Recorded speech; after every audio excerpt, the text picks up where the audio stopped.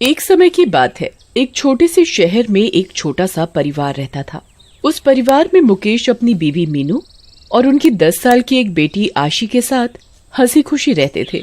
मुकेश और मीनू ने आशी को बड़े ही लाड प्यार से रखा था और वो उनके घर की लाडली बेटी थी। वो जिस शहर में रहते थे वहाँ अगर कोई अपने घर का सामान लाता तो वो घर घर जाकर मिठाइयाँ बांटते और उस समय शहर का तापमान बहुत ज्यादा था।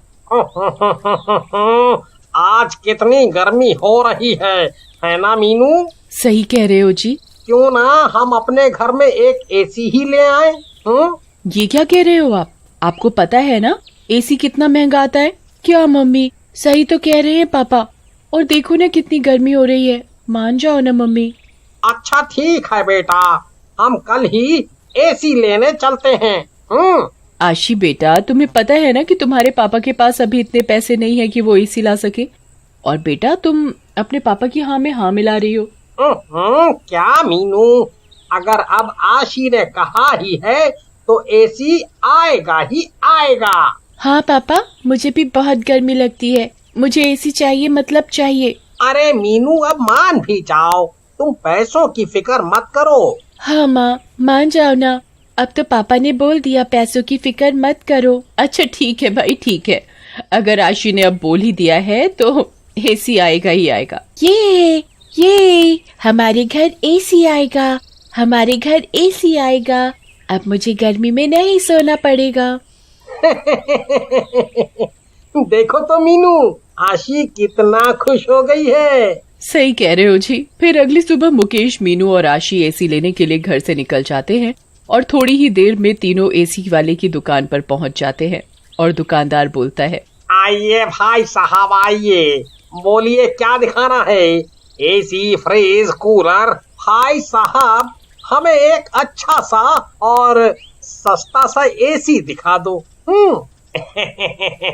जी अभी दिखाता हूँ मालिक। भैया आप हमें बढ़िया कंपनी का एसी दिखाना, पर ज्यादा महंगा ना हो, सस्ता सा ही दिखाना। हाँ ठीक है, मैं आपको आपके बजट के हिसाब से ही दिखाऊंगा, आप बेफिक्र रहिए। फिर दुकानदार उन्हें एक से एक एसी दिखाता है, मगर उनके बजट का कोई भी एसी नहीं होता कि वो खरीद सकें। और दुकानदार उन्हें कहता है कि भाई साहब, मैंने तो आपको इतने एसी दिखाए मगर कोई भी एसी आपको अपने बजट का नहीं दिखा।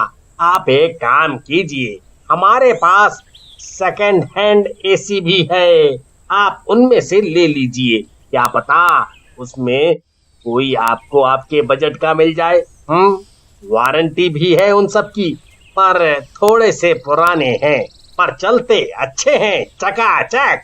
हाँ ऐसा कर लेते हैं, एसी तो चाहिए, नया हो या पुराना, बस ठंडी ठंडी हवा आए, उसमें मजे से सोया करेंगे फिर। पर भाई साहब वो एसी सही तो है ना? कभी बीच में ही खराब हो जाए और हमारे पैसे मिट्टी में मिल जाए। हाँ भाई साहब, एसी बिल्कुल बढ़िया कंडीशन में ही मिलेगा और उसकी वारंटी भी तो दे रहे हैं हम, तो आप खुद सोचिए कौन देता है। नहीं तो आज के जमाने में वारंटी, वो भी सेकंड हैंड की। सोचो आप बेफिक्र रहिए, ज्यादा नहीं सोचिए। आइए मेरे साथ, देखिए ये वाला एसी कितना बढ़िया है, अंदर से भी और बाहर से भी, और ये आपके बजट का भी है।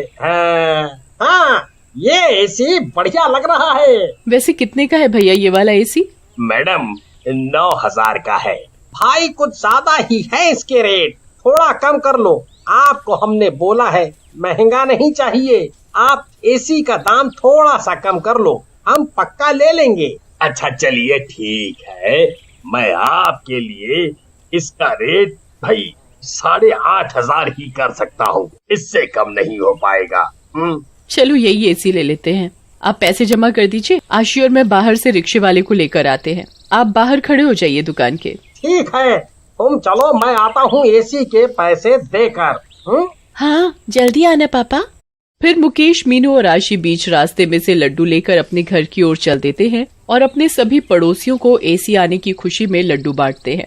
चलो अब लड्डू तो बांट दिए। मम्मी आपने सबको तो लड्डू बांट दिए, पर पापा और मुझे तो दिए ही नहीं। हाँ देती हूँ बाबा। अब एसी तो चला दो, क्या अब भी हमें गर्मी में मारोगी? और तभी मीनू एसी चला देती है और वो तीनों सो जाते हैं। एसी को आए हुए कुछ ही घंटे हुए होते हैं। अचानक से एसी की कूलिंग बढ़ने लगती है और कूलिंग के मारे मीनू को बहुत तेज ठंड लगने लगती है। और तभी मीनू की आंख खुल जाती है। अरे, ये एसी कुछ ज्यादा ही कूलिंग कर रहा है। मैंने तो एसी कम पर करा था, तो इसका टेम्परेचर ज्यादा कैसे हो गया? चलो कम कर देती हूँ। मीनू एसी का तापमान कम कर देती है और फिर दोबारा सो जाती है। एसी की कूलिंग पहले से और भी ज्यादा बढ़ने लगती है। तभी मुकेश को ठंड लगने पर उसकी आंख खुल जाती है और वो सोचता है, ये मीनू ने एसी का तापमान कुछ ज्यादा ही बढ़ा दिया है। तभी मुकेश आशी को देखता है कि आशी पूरी बर्फ से ढकी होती है और ये देखकर मुकेश घबरा जाता है और मीनू को आवाज देता है, मीनू, अरे मीनू जल्दी उठो, देखो ये क्या हो गया आशी को। हाँ, क्या हुआ? क्यों चिल्ला रहे हो इतना? ओहो, पीछे तो देखो, पीछे आशी पूरा बर्फ से ढकी हुई है।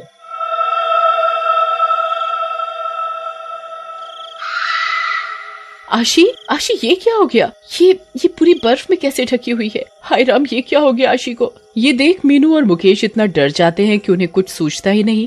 तो वो दोनों अपने हाथों से ही बर्फ को तोड़ने लगते हैं ताकि वो आशी को बर्फ से निकाल पाए। वो दोनों बर्फ तोड़ने की इतनी कोशिश करते हैं कि उनके हाथों से खून बहने लगता है। फिर मीनू मुकेश को एसी बंद करने के लिए कहती है, सुनिए, आप जल्दी से एसी बंद करिए। हाँ, करता हूँ, अभी करता हूँ। मुकेश मीनू की बात सुनकर एसी बंद कर देता है और जैसे ही मुकेश एसी बंद करता है तभी अचानक से बर्फ खुद ही टूटने लगती है। अरे मीनू, देखो बर्फ टूट रही है। आशी बेटा, तुम ठीक तो हो? कुछ बोलती क्यों नहीं हो? और देखते ही देखते एसी में से एक भयानक सी बर्फ की चुड़ैल बाहर आती है और जोर जोर से हंसने लगती है। मैं एक बर्फीली चुड़ैल हूँ। चुड़ैल? कौन हो तुम? क्या चाहिए तुम्हें? हाँ, बताओ कौन हो तुम और क्या दुश्मनी है तुम्हारी हमसे? तुम हमें क्यों डरा रही हो? हाँ, बोलो, बोलती क्यों नहीं हो? फिर मीनू और मुकेश के इतना बोलने पर चुड़ैल बड़े ही दुख के साथ अपनी कहानी सुनाती है। मैं अपने पति के साथ बड़े ही आराम और खुशी की जिंदगी बिता रही थी। हम अपनी लाइफ में बड़े ही खुश थे। मेरा सपना था कि हमारे घर एसी हो, तो फिर तभी हमने एक एसी लेने का सोचा था। मेरे पति मेरी हर ख्वाहिश पूरी करते थे। हम दोनों एसी लेने एक दुकान पर गए थे जिस पर आप लोग भी कल गए थे। उस दुकान वाले ने हमें एक सेकंड हैंड एसी दिखाया था। उस समय बाहर बहुत तेज बारिश हो रही थी और हम लोग एसी देखने में लगे हुए थे और हम दोनों ने वही एसी पसंद किया था जो इस टाइम आप लोगों के घर में लगा हुआ है। और तभी अचानक से एक बहुत ज्यादा तेज भयानक सा भूकंप आया था और बिजली भी कड़क रही थी। तभी दुकानदार और मेरे पति दुकान से जल्दी बाहर निकल गए क्योंकि बहुत जोरों से भूकंप आ गया था। मगर मैं गलती से अंदर रह गई। मैंने खूब आवाज लगाई मगर मेरी आवाज किसी तक भी नहीं पहुंची। इस कारण मेरे ऊपर एक बहुत ही बड़ी बिजली खिड़की से आकर गिर गई और मैं वहीं मर गई। और जो एसी मुझे पसंद था उसी के अंदर मैं एक बर्फीली चुड़ैल बनकर समा गई।